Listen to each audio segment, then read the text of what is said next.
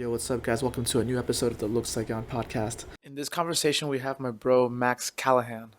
Actually, my first time coming to Vietnam was with Max. We were roommates during that time, and actually, we came to Vietnam together because of a trip organized by Marymount University. We are the only two Marymount students who decided to come back to Vietnam to live. So here we are. It's been a few years now. And in the past, we had a podcast about life in Vietnam, what it's like to be here, etc. But this time we're talking about what is reality. What is actual reality? And are we seeing reality through a filter? Through multiple filters? What is actually real? And what is just an assumption? My goal is to remove as many assumptions as possible to see how clearly and raw we can see reality.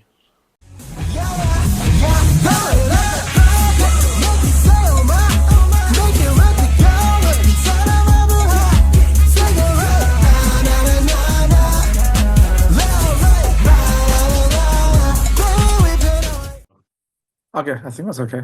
Okay, cool. Nice, man. How's it going? Yeah, good. I'm good. How are you? Yeah, I'm good too. Just chilling at home. Yeah, same here. Nice. Are we started Yeah, it's already started. or like okay. When's the last time we recorded? Um, 2 years ago. Yeah, Whoa, that's a long time ago. been a while. Yeah, yeah, been a while. Definitely. True. And I remember that time we talked. What were we talking about? Um, Maybe living in Vietnam or something. yeah. And now you won't think we should talk about reality. I think that's a good topic too. Yeah, I guess that's just what's on my mind every day. Just what is reality? Yeah, you could break it down to like matter, energy, or like the reality of the world, you know, more a social aspect. I think let's start with matter first. So matter, um, yeah, I mean, you've heard about the quantum stuff, quantum theory. So that Mm. kind of upends what we know about it. So Is there a what way we to, learned in school was like is there a way to explain this quantum thing, like for people who are listening? yeah, we could. I don't know all of it, but I know it's like basically the theory is it's like matter is potential or something. Because when you get down to it, there's electrons and there's any electrons is made up of stuff and like stuff is just bouncing around. It's just potential, like pure potential. So it's not set in stone the way we think of matter. But other than that, I don't know the details. Yeah. Mm. Also, it makes me think our bodies are made of matter too, right? Yeah, yeah, our bodies are made of matter. We're mostly empty space. Mm. You look at it Like there's some things in our subatomic. body, like isn't like the red color in your blood from the iron or something? Um, oh, I didn't know that. I didn't know. Then like the thing is like iron is made in stars. Yeah, So you yeah, have a lot of stuff is made in stars. so there's like there's parts there's things that are created inside of stars that are like flowing through your veins right now. That's trippy. Yeah, it's pretty trippy to think about. So that just proves like reality is not always what we think it is, I like think what it's we would assume. I think it's never what we think it is. Yeah, yeah, yeah, It's like as soon as we start thinking what it might be, that's not it. yeah,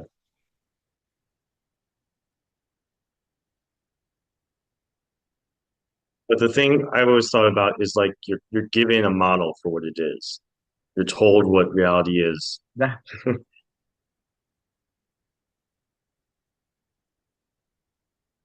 And isn't it funny that in every culture they have their own model? Yeah, every culture. Yeah. Because models of reality kind of help people agree and understand the way things should be so then a society can function easier. I was watching um this video about this dog who was given these buttons to press that were words. They signify words. So usually it would just go, I want food, I love you, mom. And they kept learning and learning through these buttons, and it got more complex. And then the dog started going, clicking the words, why dog? Why am I a dog? And it had like a whole existential crisis. Cool. And I think like society, in some sense, wants us to be dumb enough not to do that. Because if everyone's having an existential crisis because they're thinking too much, like how are we going to get up, go to work every day, make the world go round? So I think ever since the Roman Empire, like there's been bread and circus, gladiators, people. We have it today. We have our entertainment. You know, it's not like entertainment's bad. Questioning your existence is good. It's more like, of course, but it's more like, you know, we need to be distracted from these questions, I think. And that leads to society to just say, this is the truth. Close enough. This is the truth for you. And then you don't question. Uh, That's my theory on that. it's like, how would you think an average person would feel if they suddenly realize everything they thought was true doesn't even exist? Not well. I can't say how, but I think from what I've seen from people who have had that, it was difficult. I know for me, when I've had many experiences of that, and it was difficult. So yeah, difficult, jarring. Truth can be scary. Yeah. What comes to mind when you think about reality? What it is and what it isn't? It's just whatever. I know that's a good question, actually. I was gonna say whatever we are experiencing, but then it's also possible that we are experiencing this moment through the lens, like through a filter. And Yeah, I guess reality is just what's left over when you remove all the filters. yeah, yeah. I think that's right. I think that's a good way to think about it. There's because so then like what are the filters? So there are personal filters. I am not good enough. I am from this town, so I can't do that job. Or my dad was or mom Uh, was something, therefore I need to do their job.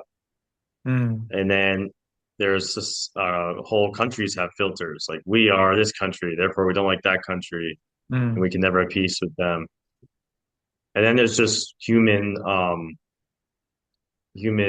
limitability. Like you can't breathe on the moon. So then we have to build this thing called a rocket and have a spaceship, or else we'll never be able to get the reality that is the moon. You need mm, to learn to read before you can experience the reality of reading a novel. So mm. there's a lot of barriers. There's a lot of filters in front But of the first us. thing that you were saying is what resonated, like believing some kind of story about yourself or about your family or about your nationality, whatever. Like it seems like these things Yeah. are like filters. Sorry, not filters. What? Oh yeah, filter, right? I'm thinking of a different, Hmm. like like a camera filter, like an Instagram story filter. It's like a Yeah, it's like you see what's happening, but with a layer of something over it. I know exactly what you mean. Yeah, yeah, And even on top of that, there could be multiple layers, but you just see it as one. And that feels, right. and then we assume that's reality. Yeah,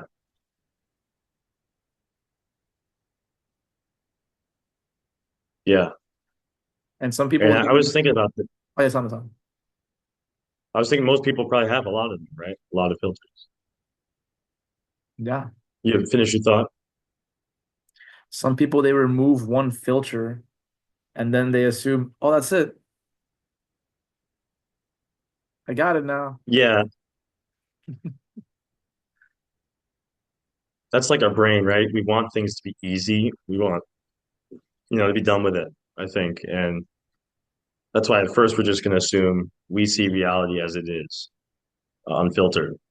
Just assume that because then, like, I went through uh, the the burden of looking and thinking about it for a little bit. That must be it.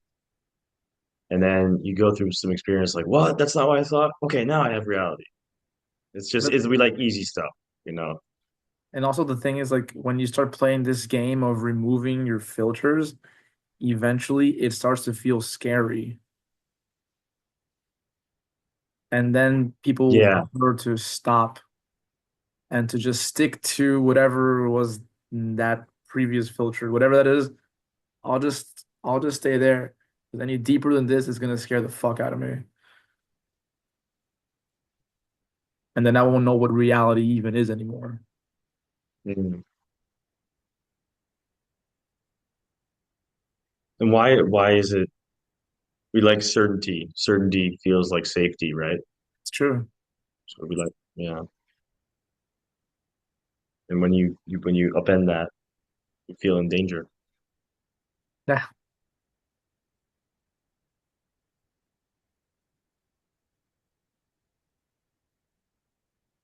I remember, the just world philosophy.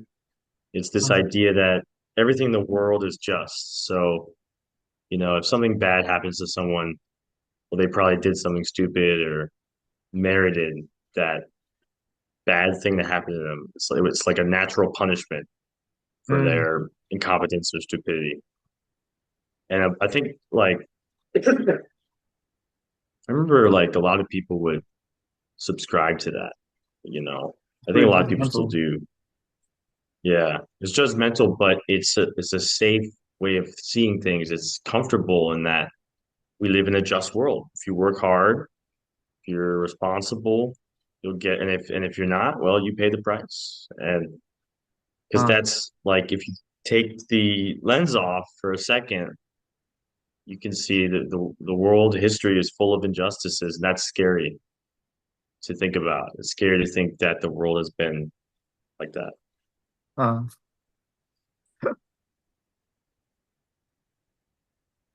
The truth can be scary sometimes. Can, yeah.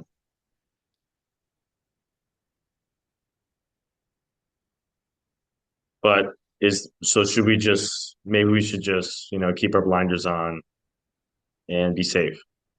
Should we do that? It depends on what you want. So for you, it sounds like, it's worth it to take off the blinders and see the truth. Also because I've seen that an unexpected byproduct of doing this has been an improvement in my mental health. I think that would Yeah. resonate with people anywhere in the world right now, right? Yeah. Yeah.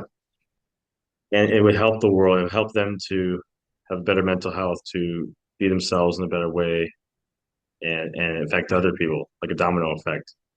So I think that's why we should take off the blinders, see the truth, confront the truth in ourselves in the world. Yeah, I agree. Like so I guess like the way that I usually would pose this to most people wouldn't be like, hey, do you want to see the truth? It's just like, hey, do you want to improve your mental health? Yeah, yeah, that's a good sales tactic. Yeah. Appeal to the customer. And then like, hey, this is how I did it. Start removing their filters. And they're like, what the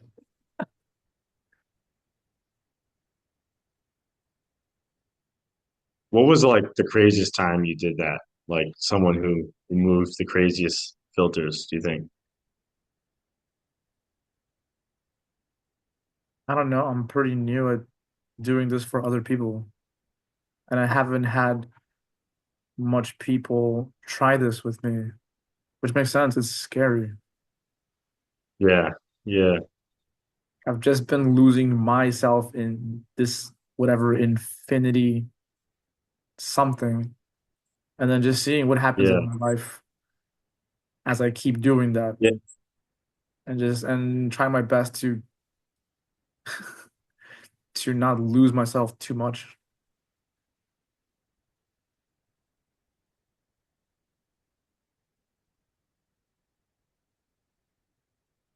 One of the biggest things for me was taking away the idea that society is like set up to make you succeed or to make you happy or fulfilled or doing what you're supposed to do. Like I just was thinking about all the things society says, like just be polite, Mm. always come on time, go to college for 4 years. That was a big one. Go to college for 4 years of your life. You'll get this thing called a degree, and then Yeah, you'll definitely get a job. yeah. Stuff like that. Yeah.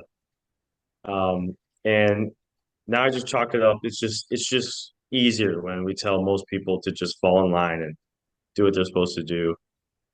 Um, It is easier. but it's not always. Yeah, it's just easier. Yeah, I guess it's an easier path to take because it's already set out, and then you just have to go yeah, step on each stepping stone, I guess. And then you just assume that at the end of that, you'll be happy. yeah.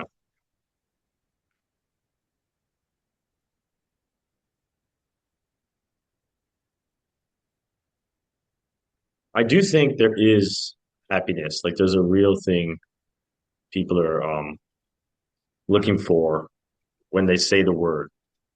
Um, but I'm not sure we really have a good understanding of this thing we instinctively want. I think it's real, but I think people don't really know what it is in What do you practice. think, or how would you say happiness feels like?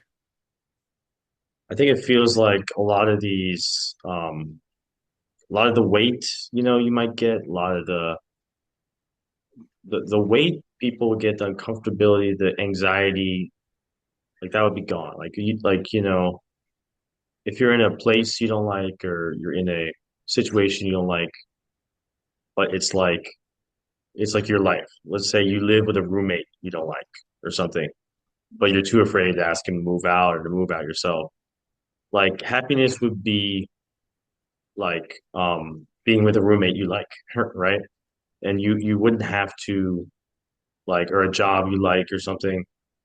And And I think part of it would be you'd be happy with the thing as it is, the real thing. So there would be no filters. You would see your roommate for who he is, or you would see the job or your existence for what it is, and you would be fulfilled. You enjoy it, You would get that thing called happiness. So I guess I kind of made a circular definition, but it's just being content with reality. Hmm. And yeah, Cool. that's my idea of it. Yeah, kind of. I was thinking about like happiness would feel like nothing is missing. Yeah, yeah.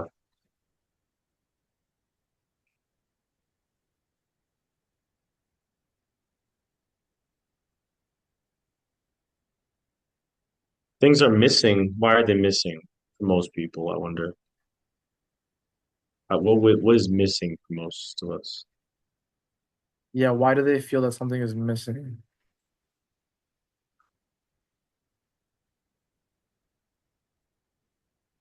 When you're a child, you're very impressionable, I think.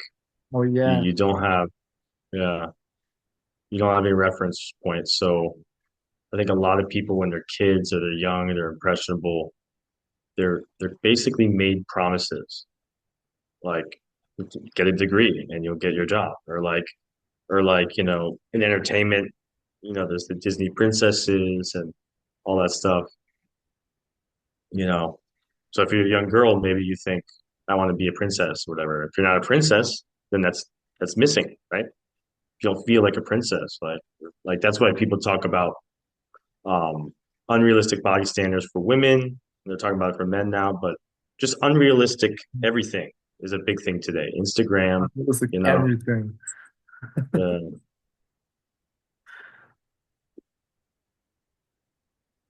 so if you're not based in reality, you don't start with reality. How can you be happy in reality? You can't even start there. You're not grounded in it. Even that word reality, it sounds like get real. Like get real, as in like now I'm accepting reality. I'm accepting being sad.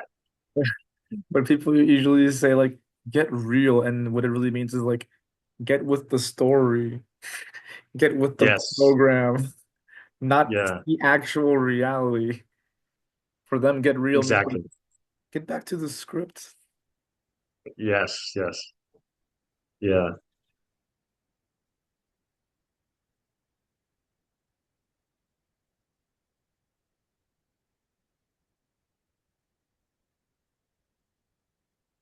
The other thing I was thinking about, um, people have subjective reality. They have their subjective experience Mm, and they have their subjective reality. So yeah, so that person's script may be their subjective reality. Like their subjective reality is they're just where they are, mm, and they may project that as objective reality for everybody. And and then there's like people who say there's only one truth. There's no my truth. There's no your truth. When you hear someone ah, say that, but there is, yeah, there is in a way my truth. There's my subjective experience and yours, and then there's mm, just the objective reality we're all subjectively experiencing. mm, But I think we get caught up. We confuse my experience with somebody else's, you mm. know, and just because someone else has their experience, that's valid, but it's not. It's their reality, but not might not be mine. Yeah, and in their reality, I might be worthless, Right. but I And don't that's their think reality. So, that's maybe that's their sure their real that's their story that they're subscribed to. It's like, but it's not yeah, mine. yeah, yeah.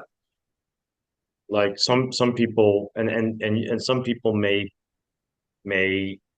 make judgments and it's just their judgments. Like and it usually reflects something in them. So if they think that about themselves, it's something that someone else might not think twice about. So someone else might think they're awesome, you know, and because we all have different values. So let's say I value being a NBA basketball player. I'm not an NBA basketball player, so I'm worthless. But Mm, then somebody else watches hockey. They don't care about NBA. mm, Like it could happen. Like I wanted to be like when I was a kid, I wanted to be in the NBA, and I was just because I like basketball, and I thought that'd be great if I was in the NBA because then I could like play basketball and get money. And I didn't think there's like several hundred players in the NBA, billions of people in the world. It wasn't going to happen. But if I had just not given up that dream till now and just got obsessed and then I failed, then like that's my whole life's work. It didn't work out. It didn't work out. mm, And then there would be some guy down the street who doesn't care about NBA. And then you know what I mean? Like mm. so we have different values, and that affects the way we all see reality, I think. Yeah,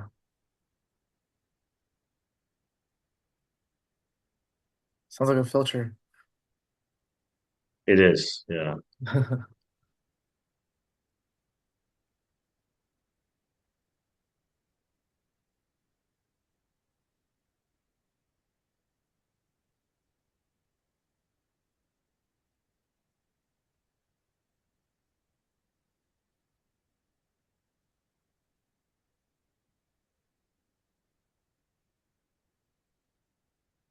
Yeah, values are a filter. Um, Maybe necessary, right? You need to have values, but you should recognize that other people have different values. So this is like values. It's how much you value something. It's not a real thing in reality, Mm. but it affects reality. If I value, in another example, being a banker, I work hard. I join a bank, and I'm a banker now, and I got my fulfillment. I got my happiness by working hard and achieving my dream. And so for someone else, their dream could be to be a teacher or a doctor. And so they would be miserable if like their parents forced them, no, you're going to be a banker. Like I was a banker, so you're going to be a banker. Yeah. So it's very different. Yeah. But but like that's not really reality. It's something that happens in reality. So we get mixed up with values immigrant parents are kind of have this stereotype they'd want all the kids to be lawyers and stuff because they're focused on whatever, right? And so they're doing something they feel is honestly the best thing for their kids, and then their kids end up like that. They'd be a banker, they'd be a lawyer. But I think a lot of people may think, being a lawyer, being in a specific thing is like objectively the thing you should do. Mm.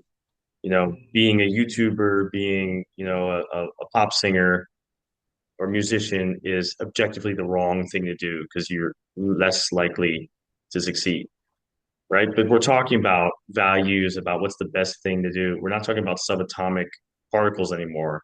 This is Mm. about whatever you value in life.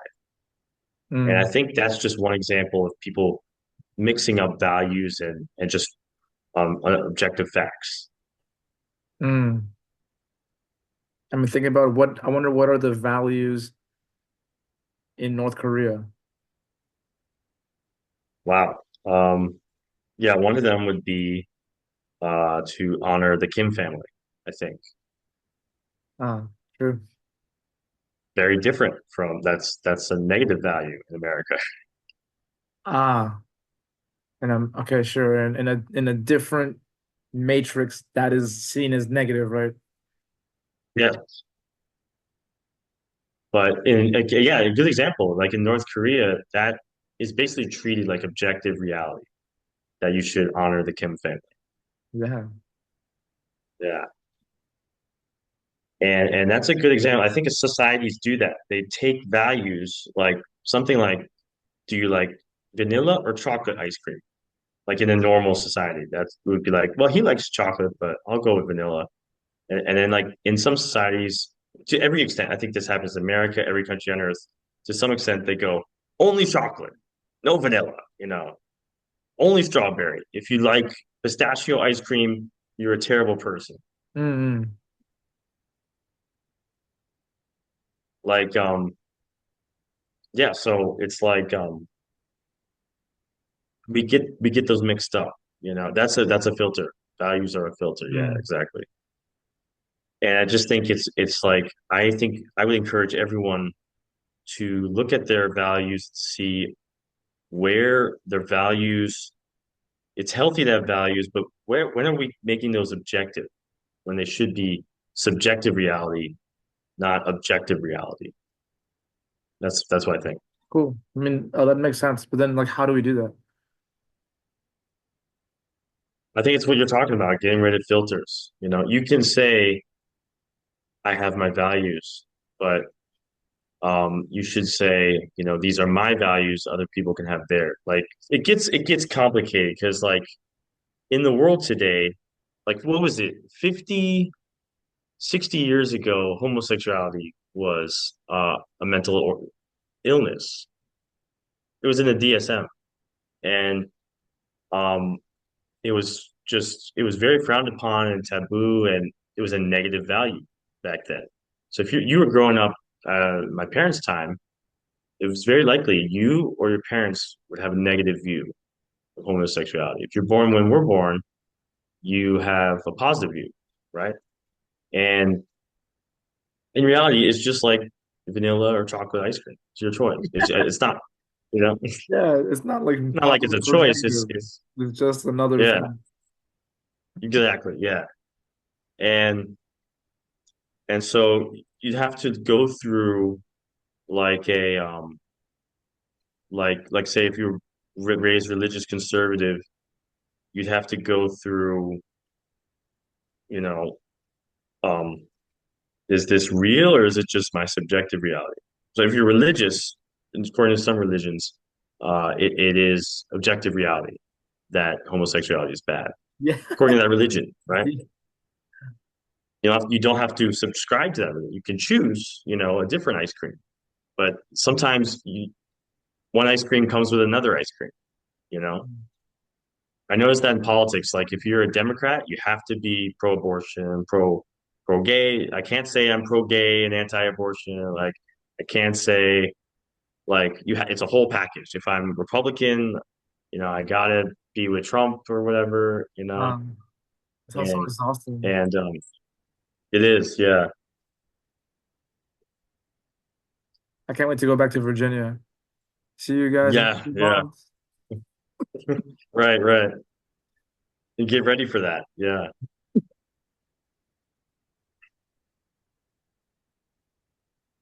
But I think, yeah, that's a good place to start if you're like us from America. Like, do I really believe this, or is this my subjective value? Okay, if it is, do I know it's a subjective value?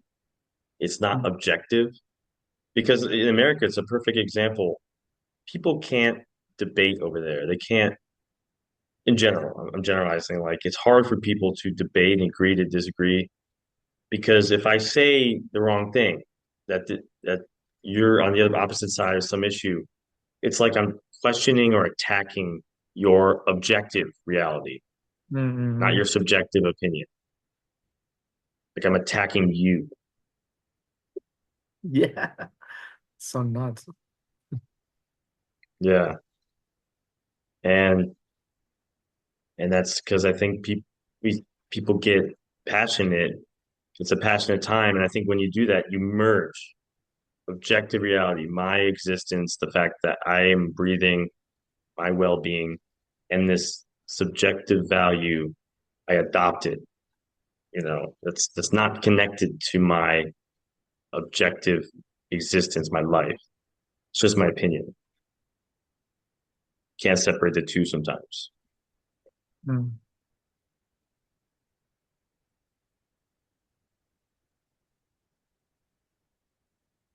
There's so many filters, man.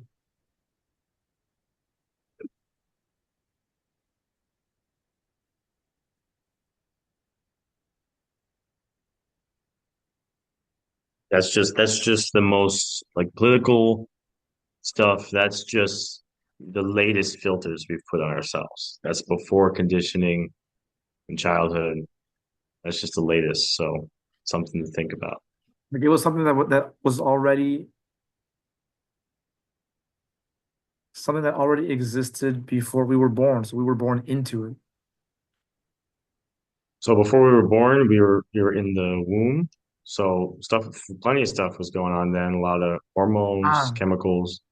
Yeah. sorry, but I mean like for example, like the whole thing about politics and religion, like those things were already mainstream beliefs before we were born. So we were Right. just Right. born right into it. And our parents Right. were already subscribed to whatever was their local filter.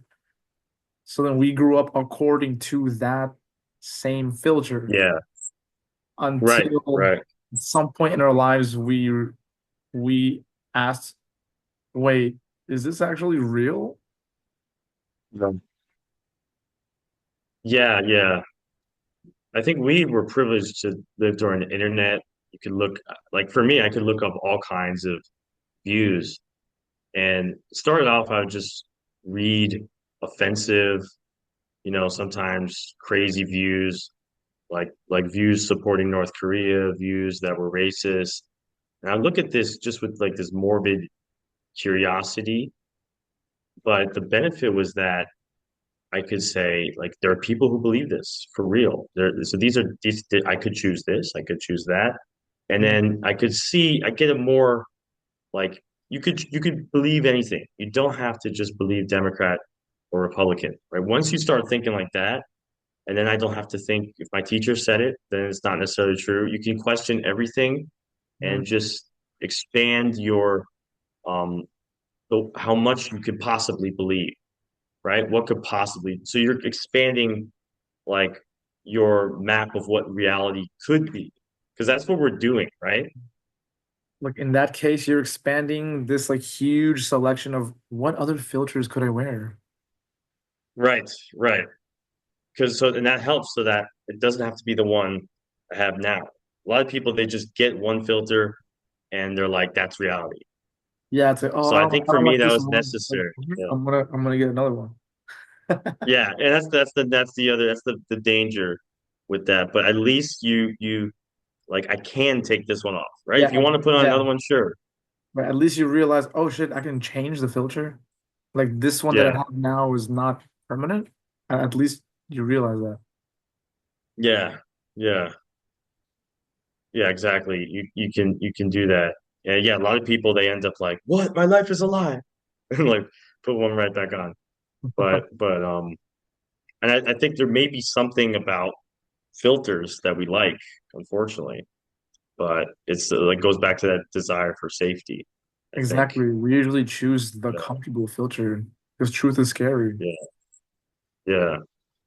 And truth is scary because the world is scary. We evolved in Africa. There were little the animals eating us, and we had to stick together. And we developed a lot of these filters as culture to band together as tribes and stuff. And Yeah, right. and Yeah. explains a lot of ways we act and take down. It feels like inevitable that this has happened. Yeah, this stuff with politics, with beliefs, psychology. Or just with humans creating stories and then creating such amazing stories that we actually accept it as reality at some point. Right, right. You liked to you like the story of Socrates, right? Mm. I've heard you talk about Socrates. Yeah. So he questioned Yeah, right. He questioned everything. he questioned the gods and like was executed, right? I'm not For mistaken, he was blasphemy, charged with corrupting the youth because he made them corrupting the question youth. everything. Mm, can't do that. I'm surprised that they sell Krishnamurti books in this country in Mhm. Vietnamese. I'm surprised Yeah, they allow them to be sold because if yeah, the elites here actually knew how powerful those books are, they would probably ban them. yeah. He's a very powerful guy. Just powerful thoughts.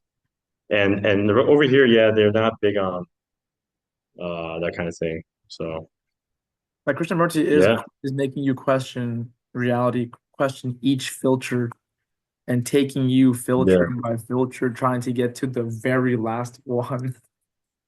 yeah, yeah. Like man, I remember that book you gave me his, but I didn't finish it. What was it called again? The ending of time. The Ending of Time. Yeah, I need to go back to that. And So how many filters do you? uh, I don't know how many I have left. I don't know how many there are. Yeah, I just know there are filters. It must be yeah, different for each person. Each person must have their own amount of filters. yeah. Definitely different. Yeah, And some people remove them gradually, like I have been doing. And some people just happen to just take a huge chunk out. But mine has been gradual. sounds just less painful. I think either way, it's going to be painful.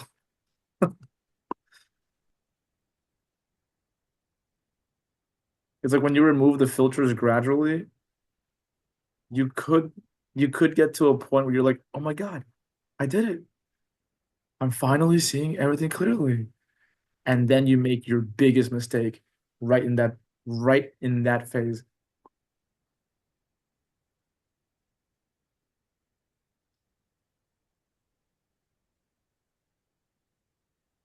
I guess we call it There's something mistake. about Yeah, tell me. there's something about that that goes against the whole process of removing filters. Like, oh, okay, figured it out. This is reality. Like there's something about it that's counterintuitive. Like there is never really one. So what we're really doing is we're experiencing reality. You can't like hug, you know, reality. You can't like unless you want to be enlightened or something. Like but really we're just experiencing reality. So we never really and parts of reality, right? I Mm. never experienced 1990s France. I never will, right? So we only get a bit of reality and so it's never like static, like this is the real world. It's just a part of reality. Mm. So even if we had no conditioning, we'll never know all of reality. So even in the same room, someone's standing over there, they have a different perspective than me. Yeah. So I mean, look at how big the universe is. We're not gonna experience all of that. yeah, and that's removing a, a filter in of itself that you have to be okay with. I just have a part of it, and other people have other parts, and that goes into like humans have FOMO, right? So like what did I miss? 1990s France, you know, but I have to be okay. I was never there, and if it was a great time, I hope they enjoyed it. I didn't get to experience it. I have right now instead. Um, so there's like for us, there's like an emotional thing. Like we want our lives to be good and happy, but reality is objective. It doesn't depend on whether you're happy. So, so like the thing is like we want to know reality, right? Because we don't want to be ignorant, right? That's like why we don't like it when people lie to us. We want them to tell us the real thing. Mm. But then like we want them to tell us something that will make us happy. But not everyone has nice things to say. And also the truth can be scary Yeah. and it's not so comfortable and pleasurable. Yeah. So yeah, I don't know. Ignorance is it bliss? I don't know. It can be bliss. But there's something rewarding, wouldn't you say, about being aware, of the good and the bad, even if it's painful, being aware. Yeah, if I had to choose unaware or blissfully ignorant, I would choose aware. Yeah. Yeah.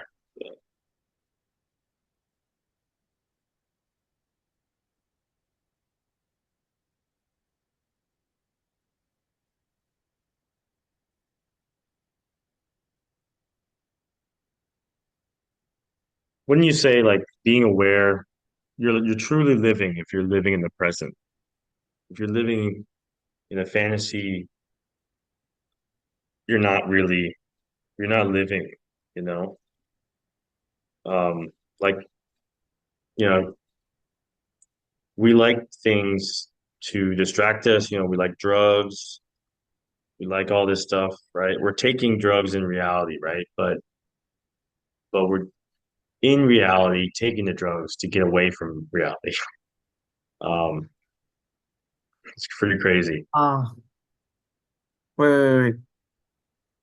We're taking the drugs to get away from the filter we have of reality. Oftentimes, yeah, yeah, yeah. Because usually we're just seeing through the filter. Yeah. A lot of times the pain that we feel is coming from a filter. Mm. Yeah. Yeah. That goes, I guess we should really not underestimate how much we filter our reality. And how many Yeah. filters like and the thing is we don't even know how many filters are layered on top of each other. Yeah. But some people will say that they know which one is the last filter. So the most efficient way to deal with the rest of them is to just go straight to the last one. It's assuming you know. But yeah, yeah, that'd be good. Kind of like pull like a Jenga thing, pull it out. Yeah, right. Instead of chopping the tree like Yeah. slice by slice, like if it's sushi, Yeah. rip it out Yeah. from the root. Lately, I've been thinking about death, you know, and really becoming aware of death may be close to that, trunk of the tree thing. Yep, you're right.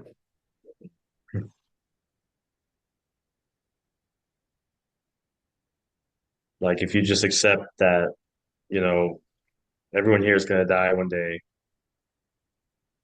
how much of this stuff that we think we care about do we really care about? Sounds cliche, but it really sunk in for me recently. Hmm. I think, think it's just something to think about. Yeah.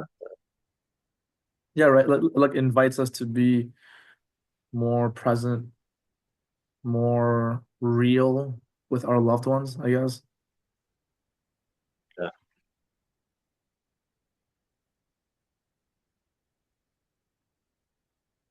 Why would you find it hard to be real with your loved ones, do you think? I think there's a good reason for it. I can imagine that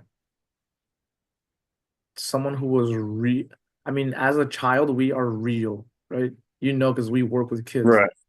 and kids are just raw, Yeah. and they're honest, and they're real. But then what Right. happens when a kid is real to their parents and then they get punished for it? Ah, yeah. Then the kid learns, like, oh, I can't do that. But unfortunately, that thing was just their genuine personality. So it's like, oh, Yeah. be myself anymore ever again. Yeah. Yeah.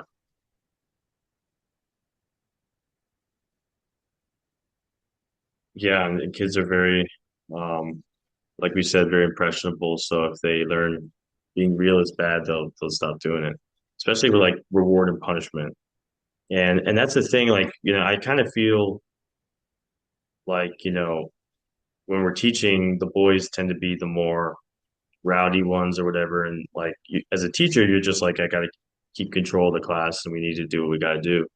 But that's actually like the way they're supposed to be as little boys. That's the way we were. That's the way all little boys are. They're rambunctious and crazy, and there's a reason for it. It's like they're becoming men. Later on, they'll be men where they gotta fight wars historically and build stuff and do what stuff guys do. So it's like it's supposed to be there. Like kids like stampeding into the bathroom and turning the lights off when I'm in the taking a shit is the way boys are supposed to be. Hmm. It's annoying, but it's the way they're supposed to be. And then, yeah, so like lots of them are probably told, get your act together. And I've yelled at some of them. And so then I probably told some boys in the last few years, you shouldn't be yourself, unfortunately. It happens. Like it happens. Yeah.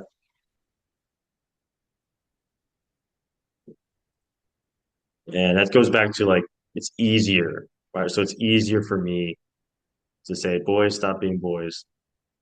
So it's easier. It's easy. My job is easier. That's good. It goes back to it makes society's job easier if we edit ourselves. Hmm. It makes could have made our parents' job easier, honestly, to parent us if we weren't as much ourselves. They weren't doing it on purpose, but Yeah. that's the reality. Yeah. And I guess now it's that plus an iPad. Wow. Yeah. Yeah. Yeah. Yeah. And that's what worries me a lot. Yeah. I just think about all the things like when I was a kid, by the time I was, how old was I? 13, I was reading about rape on the internet because I was reading historical figures. There's just a whole database of famous people. And I was like, oh, I can read about George Bush and who's this guy? He worked for George Bush, and I'm learning stuff and I'm 13. And I read about a criminal who was a rapist, just a random guy. But he was in this database with other people I was interested in reading about. And yeah, so like I can't imagine what kids are doing now. Like what kind of stuff. Internet's only gotten bigger, more things have happened, it's gotten more detailed.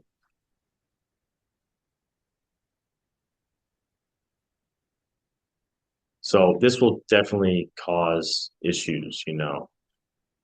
Um, it will definitely cause issues, the iPad Yeah. generation. I never thought about it. It's like kids are being raised by the internet. Like, holy shit. Oh my God. Ah, Yeah. this reminds me. I have a student that she's like 9 years old. She gets mental health advice from ChatGPT. But at least I guess at least ChatGPT I trust more than like a Google search. I guess maybe I hope it works out for her. Yeah, yeah, yeah. I think ChatGPT is actually good It can actually be helpful for actually. that. Yeah, I believe so. Yeah.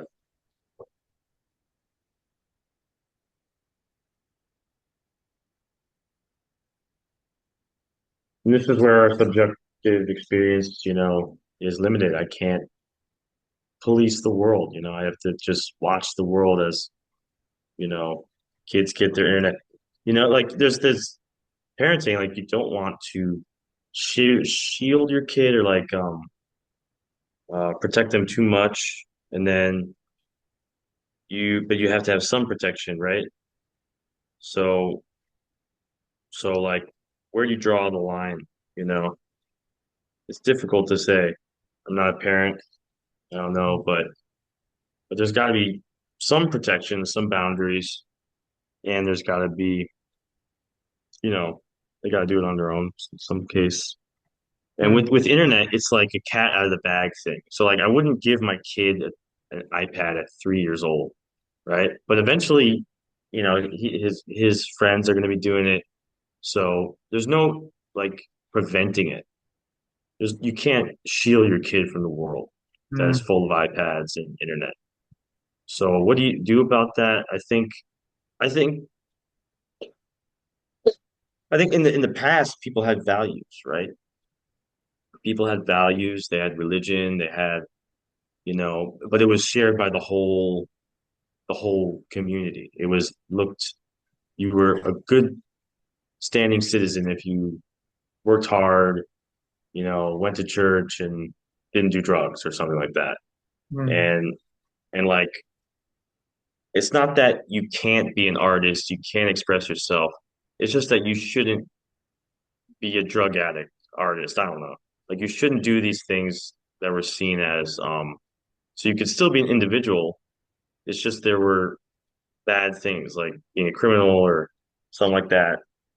And just everybody agreed to it. And but nowadays I think people like anything goes. Like we don't necessarily well now we do. We celebrate criminals. We celebrate that guy who killed the CEO, right? So because the CEO wasn't was running the healthcare company in a way that denied people coverage, Hmm. like that value we have that people should get coverage and we're upset at and rightfully so perhaps at healthcare companies, that value that we've all adopted now has overridden the value that murder is bad.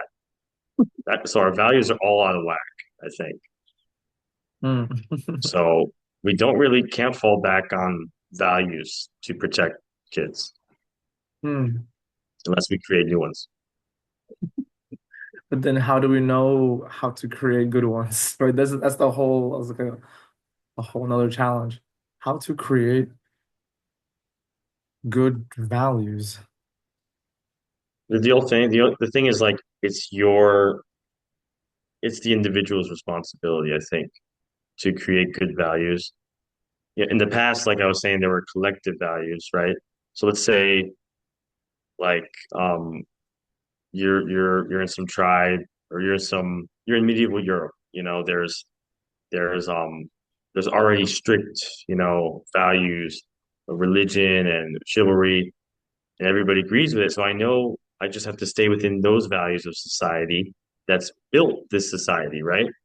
A successful society could be any example, and then I could be a blacksmith, I could be a knight. I mean, like in the medieval times, it wasn't like today. Maybe that's a factor. Like there was a class society. You couldn't just be a knight.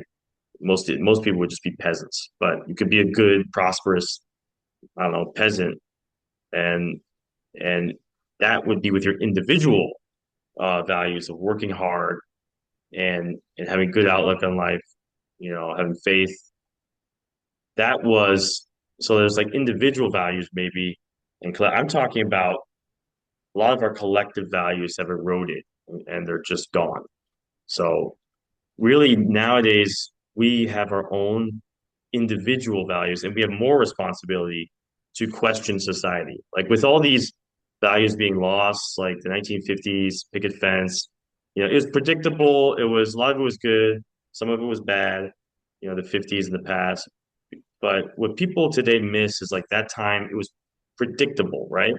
Like there wasn't just gonna leave their wife, like just because they felt like it. Like they weren't just gonna like go crazy because life had structure, society had structure on a collective level, so you were freed to like have your own values, right?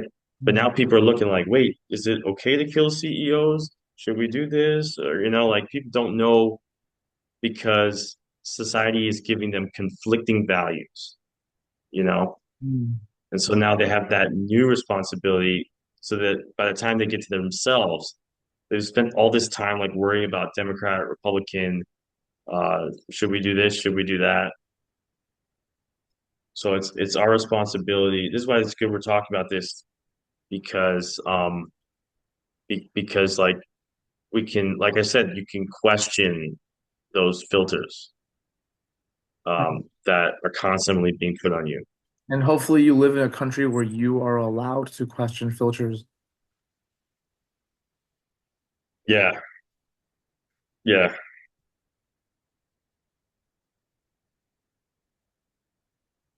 Because even in this country right now, there are limits yeah. There are limits about openly openly. voicing your Yeah. opinion, Yeah. right? So I think in a strange way that frees people so they can just say out loud they agree with the filters that they're supposed to agree with.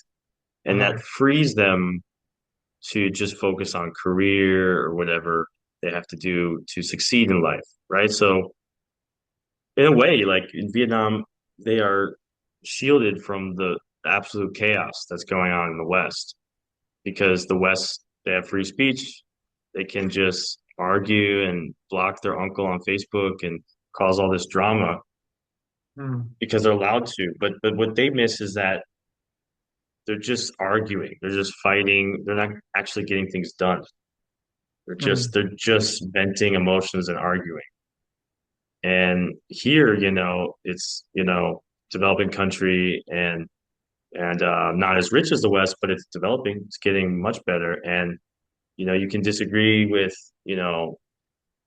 certain things, but like, yeah, they have to agree with stuff, but at least they know what they believe in their head, right?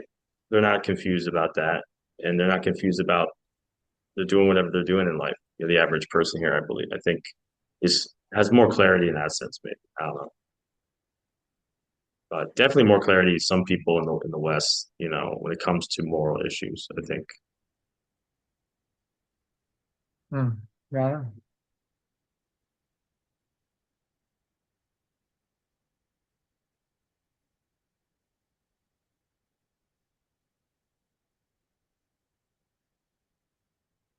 I don't know. I could be wrong about that, but that's my first thought. Hmm. I don't know what clarity means in this case. I think like you can lose clarity. Um, you can lose clarity like if you go outside your bounds.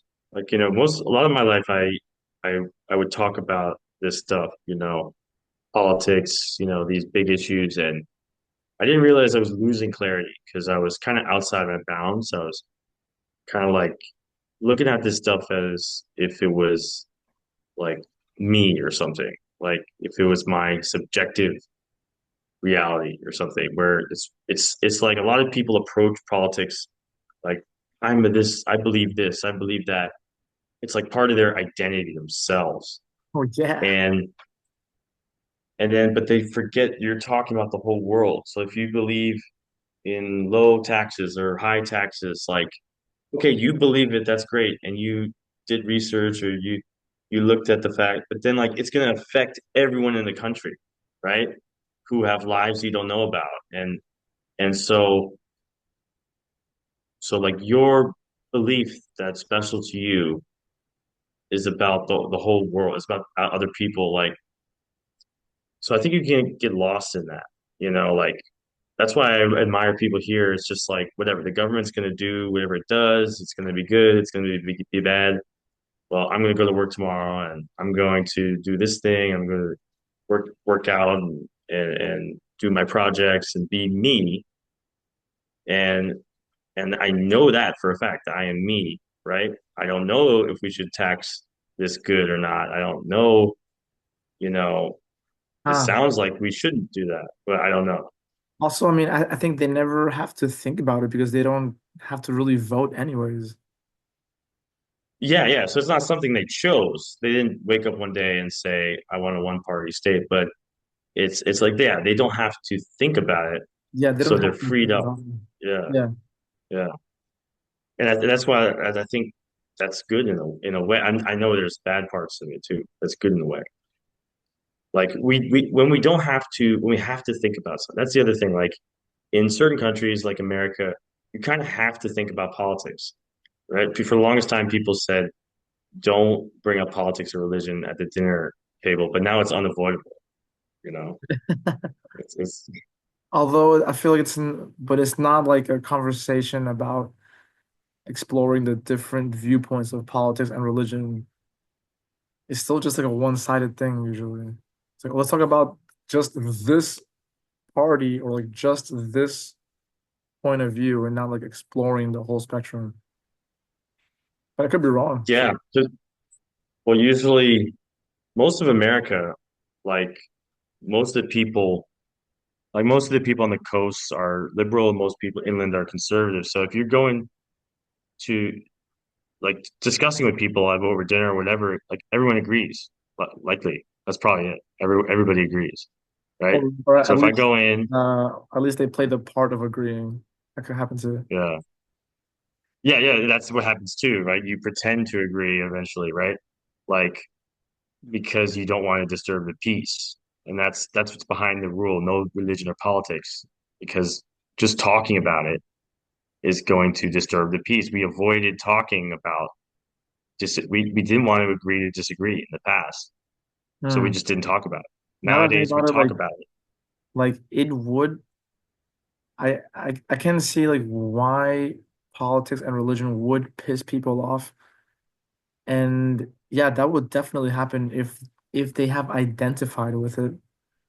Then if somebody says like, "Oh, I don't like whatever Democrats," then they'll be like, "What did you say about me?" Exactly. Yeah. Yeah. That's exactly why I think. Yeah. That's the power of identity. Identity is really strong, dude. And the Yeah. funny thing is, you can choose your identity.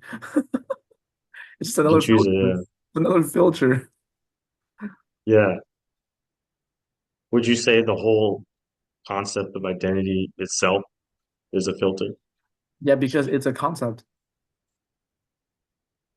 Yeah, You can change your identity whenever you want. that's wild. Yeah.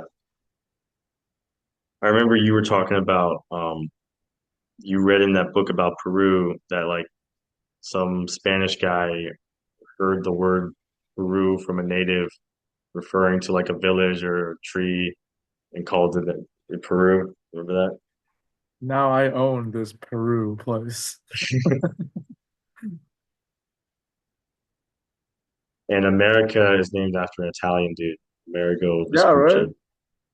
Now it's an Italian guy. It's funny.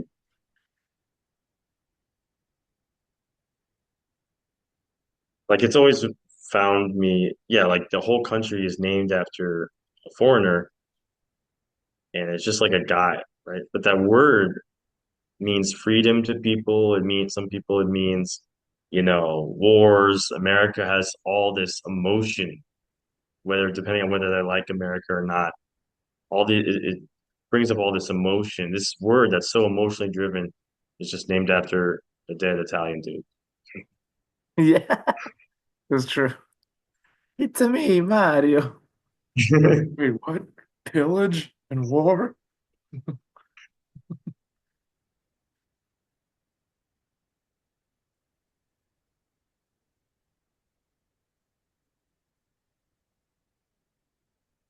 Do you have an identity right now?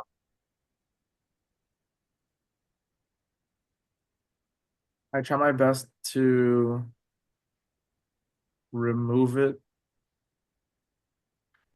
but there's just so many layers of it that sometimes I get caught off guard, and then one of these layers gets triggered, and then I'm like, oh, I have another layer? Damn. And then I can start to remove that one. Because sometimes it's like subconscious.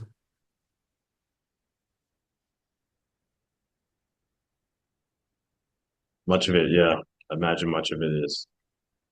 Because like now that I think about it, like nobody is you like nobody is convincing themselves of their identity every day, right?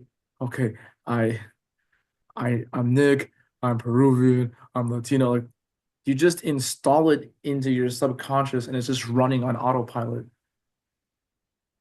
Right. Yeah, if we're not doing it consciously, it's subconsciously.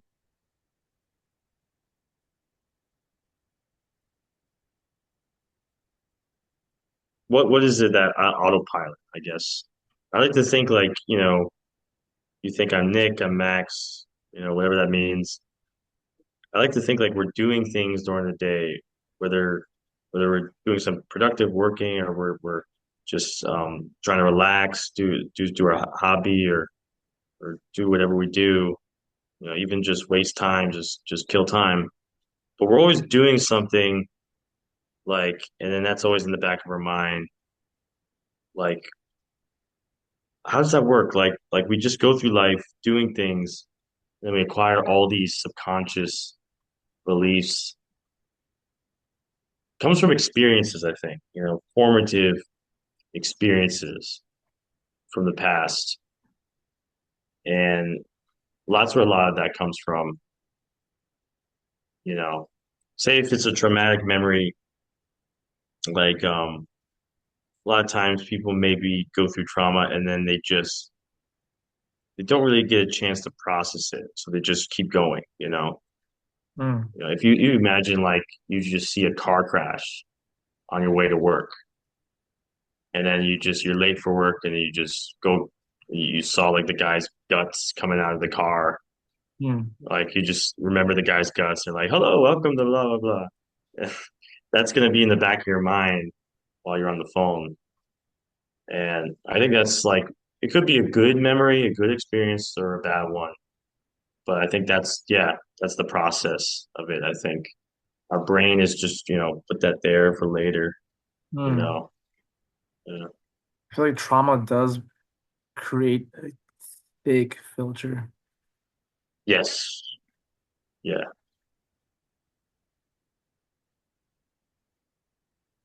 and it's generational too. And it can be This bit. generational too. Yeah.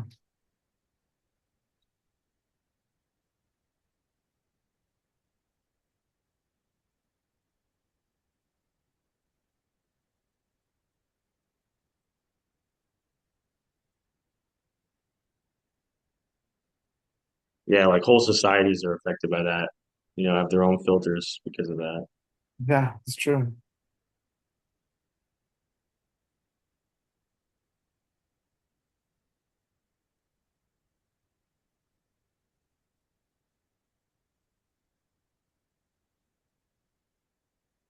When you think about like animals see things differently, they have less color or something. Like all animals, different animals, including us, we literally see the world with our eyeballs differently, you know. So that's not necessarily bad, but that's the filter. Right, yeah. Even our eyeballs themselves are filters.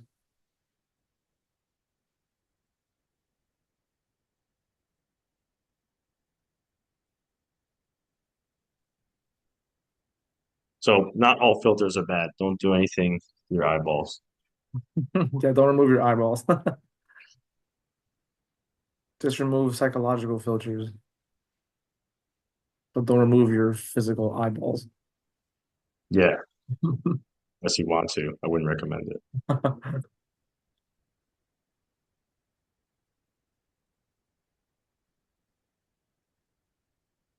Yeah, so like yeah, the goal is not to see reality as it like if it's like to see reality as it is, like who's seeing reality more, us or dogs? Neither of us see reality the same way, right? So if there's one animal on earth, right, that sees reality, I'm guessing it's us. We see it the closest. I guess I'm just being, egocentric human, right? Chimps are faster than us in certain math equations, or their memory is faster. Chimps' memory is way faster than and so like, do chimps remember reality better than us, or do they? So probably not. We probably are don't see it better than others either. There's probably no one like from a physical point of view, right? So if we don't all see reality the same way physically, we're not all going to experience it psychologically the same way. There's no correct way to subjectively experience, but there is one objective reality. We all experience it in different ways. Much of society, I think, is just negotiating and about that, right? And I think for long time we didn't have time to be more understanding of different ways of seeing reality. So we kind of just made like a clumsy compromise, and we called that like common sense and culture and stuff. Yeah. And that created a lot of filters to see the world through. Yeah, it made it more comfortable to accept life, I guess. Yeah. E- Like, imagine how the average person would feel to go through life without a story to give it meaning.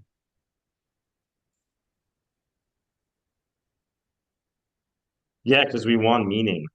That's one of the things we really like. Meaning has value. Like I think it makes something more valuable. Like if I suffer and there's no meaning, it's pointless. Mm, Like it's almost like the suffering is assuaged. Like it's like rubbing my wounds if there's meaning behind it. mm.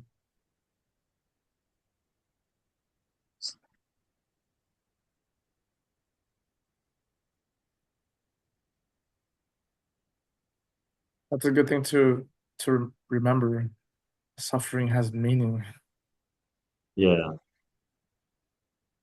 Because in those moments when we assume that the suffering has no meaning, it gets really dark.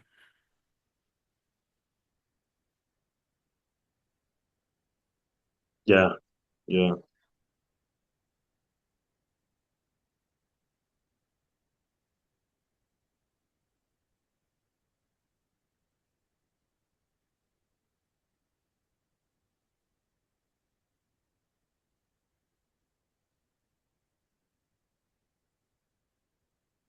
So, so now you imagine how it would feel like to live a life with no meaning, not just the suffering, but just life itself. Like, what would that life be like? I mean, you could think of a life with no meaning and no suffering, right? You could just have pleasure every day, and Uh, like you can just imagine like like what if I just lived in a mansion with supermodels and I had a Ferrari? I didn't work for any of that. Someone just like maybe just God plopped me there, hmm, and I get to wake up and just do whatever I feel like doing and just be a slob if I feel like doing that and just eat the best food, whatever you want to do, but there's no work and there's no suffering, but then hmm, there's no meaning, right?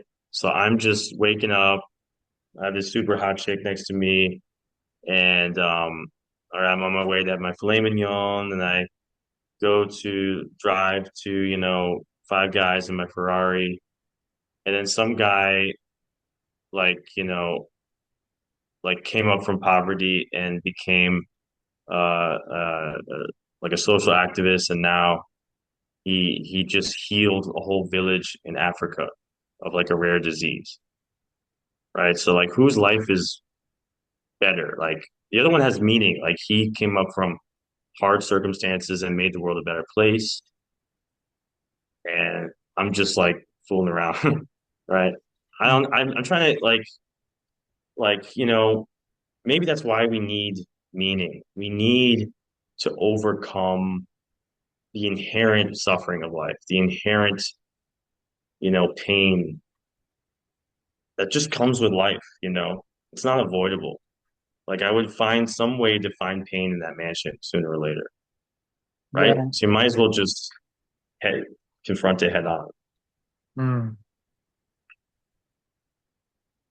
Especially because, anyways, like if you live in that mansion with that lifestyle, like consuming that amount of pleasure inevitably makes you feel pain afterwards as a Yeah. crash. Yeah, that's right. Yeah, we talked about Dan Bilzerian or something, right?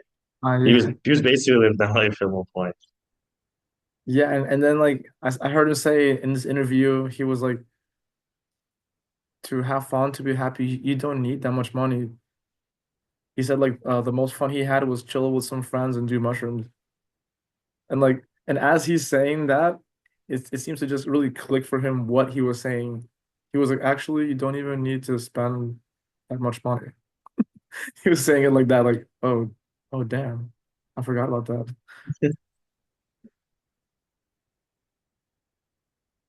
Talking about stuff makes it more clear, I think. I think so, Yeah, yeah. that's why. Yeah. Yo, man, I gotta get some rest now because I do teach in the morning. Yeah, all right. Cool. So we'll continue next time. Yeah, let's continue next time. See you, bro. Peace. See you, bro. Peace.